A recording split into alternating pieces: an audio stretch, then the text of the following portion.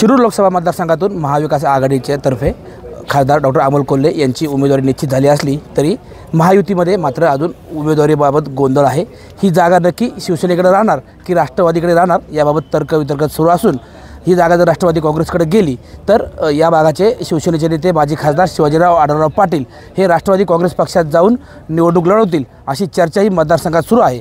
त्याच पार्श्वभूमीवरती आज माजी खासदार शिवाजीराव आढळराव पाटील यांच्या निवासस्थानी कार्यकर्त्यांची तातडीची बैठक झाली। आपल्यासोबत आहेत शिवसेना शिंदे गटाचे जिल्हाप्रमुख माजी आमदार शरददादा सोनवणे। दादा, काय सांगाल, खासदार आढळराव पाटील यांच्या निवासस्थानी आज कार्यकर्त्यांची तातडीची बैठक झाली आहे। नाही, बैठक याच्यासाठी होती की कार्यकर्त्यांना कळलं पाहिजे की वरती काय राजकारण चालू आहे। तीन पक्ष एकत्र आलेत।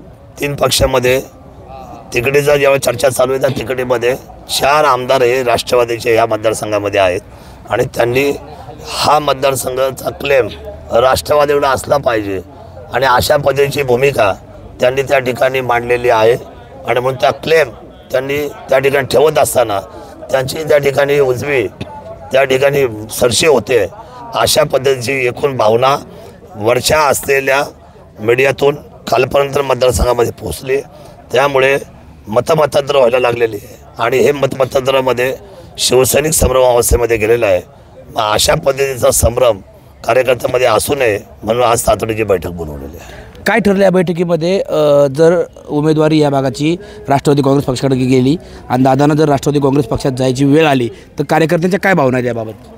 बघा, शिवाजी आढळराव पाटीलला खासदार करण्यासाठी शिवसैनिक तत्पर आहे आणि जर एकनाथ शिंदे साहेब आणि अजितदादा आणि देवेंद्र फडणवीस एकत्रपणे काम करू शकतात तर मला असं वाटतं शिरूर लोकसभेचे सगळे कार्यकर्ते, सगळे आमदार, सगळे लोकप्रतिनिधी एकत्र येऊन काम करतील। तिकीट चिन्ह हा सगळा निर्णय अर्थात तिन्ही पक्षाच्या प्रमुखांचा आहे आणि त्यांनी केलेल्या निर्णयाचा तिन्ही असलेल्या पक्षाच्या नेत्यांचा आम्ही सगळे कार्यकर्ते स्वागतच करू आणि त्या निर्णयाची अंमलबजावणी करू। खरं तर तुम्ही शिवसेना शिंदे गटाचे जिल्हाप्रमुख आहात। ह्या भागाची शिरूर लोकसभेची उमेदवारी ही शिवसेनेलाच मिळावी व शिवसेनेकडनं आढळराव पाटील यांना उमेदवारी मिळावी यासाठी तुम्ही शिष्टमंडळ घेऊन मुख्यमंत्र्यांना भेटणार आहात का? यस, आम्ही निश्चितपणे जिल्हाप्रमुख माझ्या कार्यावर जबाबदारी आहे। आम्ही इथे धनुष्यबाण आम्ही इतक्या वर्ष लढवतो गेले 40 वर्ष आणि त्या धनुष्यबाणाचाच उमेदवार असावा महायुतीचा अशा पद्धतीची मागणी सर्व कार्यकर्त्यांची घेऊन आम्ही एकनाथ शिंदे साहेबांना भेटणार आहोत आणि ह्यासाठी शिवाजी आढळराव पाटलांना धनुष्यबाण द्या असा आग्रह आम्ही सगळी मंडळ करणार। तुम्ही हा आग्रह करणार आहात धनुष्यबाणासाठी, पण जर वाटाघाटीमध्ये ही जागा राष्ट्रवादी काँग्रेस पक्षाला गेली आणि आढळराव पाटील यांनी राष्ट्रवादी काँग्रेस पक्षात जाऊन घड्याळाच्या चिन्हावरती शिरूर लोकसभा लढवण्याचा निर्णय घेतला तर शिवसेनेचे जिल्हाप्रमुख म्हणून तुम्ही आढळराव पाटील यांच्यासोबत काँग्रेसमध्ये प्रवेश करणार की शिवसेनेतच राहणार? नाही, इथे निवडणुकीमध्ये कोणीही आमचा शिवसेनेत प्रवेश करणार नाही। शिवाजी आढळराव पाटील तिकीट मिळाली तर तातडीनुसार शिवाजी आढळराव पाटील उमेदवार होतील, पण आम्ही सगळे शिवसैनिक एकनाथ शिंदे साहेबांच्या आदेशावरून त्यांच्या खांद्याला खांदा लावून या महायुतीचं काम आम्ही सगळे मंडळी करू।